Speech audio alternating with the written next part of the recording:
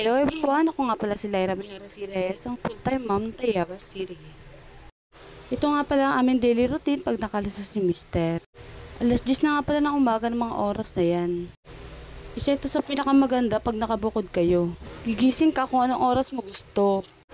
Magagawa mo kung ano yung gusto mong gawin. Kahit tumilata ka dyan maghapon, wala makikialam sa'yo.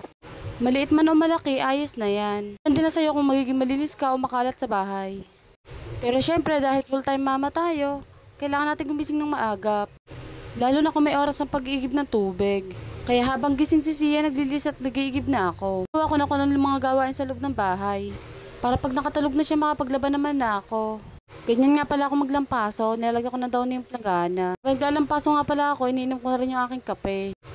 Ako lang bagay, siya nagtitimpla ng mainit, tapos palalamigin. Ay nako, para nga naman isang lagok, char. Oh, tingnan mo ang batang yan, walang tigil pag nguya. Habang ako naglilinis siya ay nagkakalat, kagaling Ayun, chinika-chika ko lang siya ng konti, tapos tinuloy ko na aking paglalampaso. Para na rin mailagay ko yung kama namin at makatulog na siya. Liliguan ko na rin siya sa mga oras na yan eh.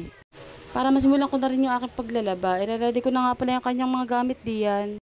Tapos paglabas ko nga pala ng kwarto, may reward ka sa akin bata ka.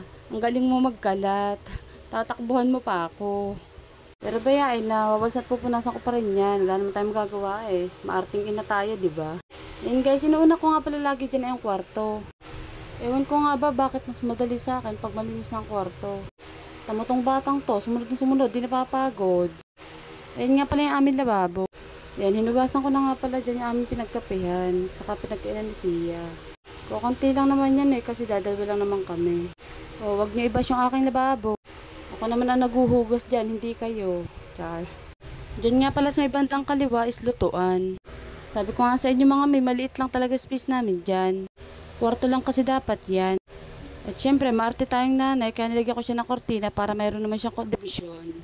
Ayan, ginaya ko na nga pala yung mga gagamitin ni Madam Sia para sa pagligo. At pagkatapos niya maligo, binihisan ko na rin siya agad para makatulog na. Tawang-tawang ako dyan kay Sia kasi habang binibihisan ko, puro siya kwento. Nagtatanong kung saan daw kami pupunta. Ganyan siya, akala niya pag naligo aalis kami. Kaya sabi ko sa kanya, pagising niya lalabas kami. O diba, ganda ng ngiti niyan kahit alam may scam ka mamaya. Pinagtimpla ko na nga rin pala siya dyan ng gatas. Para makatulog na rin siya agad. Kasi sa totoo lang mare ay alas 12 na, wala pa rin talaga nagagawa. At habang nadede nga pala si Sia, nagbihis muna ako ng damit. At talaga naman iba ng amoy, char. At nung napatulog ko na nga si Sia, sinampay ko na agad yung aking mga nilabhan.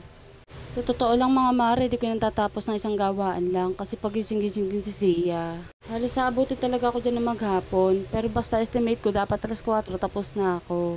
Alas 4 din kasi dumadating si Mister galing trabaho. Para pagdating niya, makakaligo naman na ako. Nakatulog na uli si Sia nga pala dyan. At nag-sounds nga pala muna ako dyan para makapagpahinga na rin. Mintin kasi napagparelax sa akin. Nagsasounds nga ako, bigla ako natulala at kung ano naiisip. Ay nako. Kaso wala tayong magagawa kasi kailangan natin lumaban. Yun lang mga mare. Next vlog!